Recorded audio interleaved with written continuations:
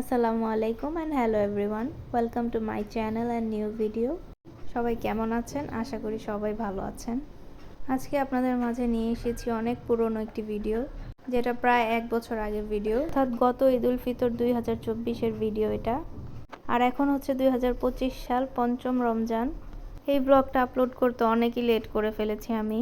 আসলে এই ব্লগটা যে করে রেখেছিলাম এটা আমার মনেই ছিল না। সো যাই হোক, আপনাদের যদি ভিডিওটি ভালো লেগে থাকে অবশ্যই লাইক, কমেন্ট এবং সাবস্ক্রাইব করে দিবেন। ঈদের কিছুদিন পর আমাদের বাসায় কিছু গেস্ট এসেছিল, তো তাদের জন্য এই রান্নাবান্নাগুলো করেছিলাম। পাশাপাশি আমাদের জন্য সেদিনের মেনুতে ছিল সাদা পোলাও, মুরগির রোস্ট আর হচ্ছে ডিমের কোরমা। তো প্রথমে আপনারা দেখেছেন আমি পেঁয়াজগুলো বেরেস্তা করে নিয়েছি। বেরেস্তা করার পর সেগুলোকে ভালো করে ক্র্যাশ করে নিয়েছি। তারপর আমি মুরগিতে সামান্য মরিচের গুঁড়া এবং লবণ মাখিয়ে সেটাকে ফ্রাই করে নিয়েছিলাম হালকা করে। তারপর এখানে সব মশলা দিয়ে আমি গ্রেভিটা তৈরি করে নিচ্ছিলাম। আর এই প্যাকেটের মশলাটা আমি এক্সট্রা করে ইউজ করছিলাম, তবে খুবই সামান্য পরিমাণে ইউজ করেছি। এই মুরগির রোস্টের রেসিপিটা আমি আমার নানির কাছ থেকে শিখেছি। এই রেসিপিটা হুবহু আমার নানির মতো করে করেছি আমি, শুধু এক্সট্রাভাবে আমি প্যাকেটের মশলাটা ইউজ করেছি। আপনারাও এভাবে ট্রাই করে দেখতে পারেন, খেতে খুবই ভালো হয় পোলাওর সাথে খেতে। মশলার মিক্সচারটা আমি চুলা থেকে নামিয়ে করেছিলাম। তারপর মশলা ভালো করে মিক্স করা হয়ে গেলে আমি চুলায় দিয়ে দিয়েছি। আর এটাকে ভালো করে কষাতে হবে, যত বেশি কষানো যাবে তত বেশি মজা হবে। তারপর মুরগিগুলো দিয়ে দিলাম, নড়াচড়া করে ভালো করে এটাকে ঢেকে দিব যাতে এটা প্রপারলি কুক হয়ে যায়। মুরগিটা আধা গলা হলে সেটাতে আবার বেরেস্তা দিয়ে আবার ঢেকে রাখবো। Wow, chicken roast. So yummy. তো পুরো প্রসেসটা আপনারা দেখেছেন। এখন এই পর্যায়ে যদি আপনাদের কারো কাঁচামরিচের ফ্লেভার অ্যাড করতে ইচ্ছে হয় তাহলে করে দিতে পারেন 2-1টা, আর যদি না মন চায় তাহলে নাই। আমি সাধারণত কাঁচামরিচ অ্যাড করি না, তবে এবার কয়েকটা করেছিলাম। আর এটা হচ্ছে ফাইনাল লুক। এখন আপনারা দেখছেন ডিমের কোরমা রেসিপি।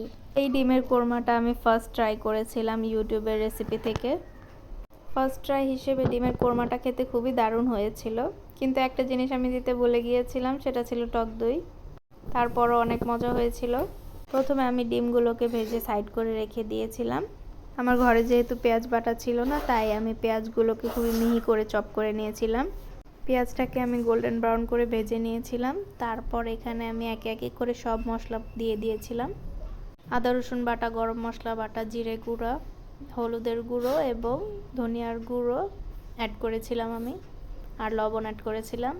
ধনিয়া গুঁড়োটা সামান্য বেশি দিয়েছিলাম। তারপর ভালো করে কষিয়ে নড়াচড়া করে লিকুইড দুধ অ্যাড করে দিয়েছিলাম, আর দুধটা একটু বেশি দিয়েছিলাম। তারপর এটাকেও ভালো করে কষিয়ে রান্না করে নিয়েছিলাম ডিম ছেড়ে।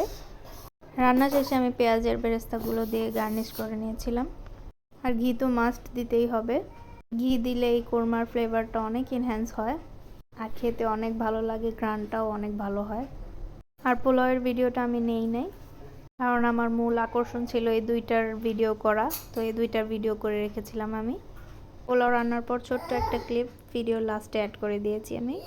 শেষ পর্যন্ত অবশ্যই ভিডিওটা দেখে নেবেন আপনারা।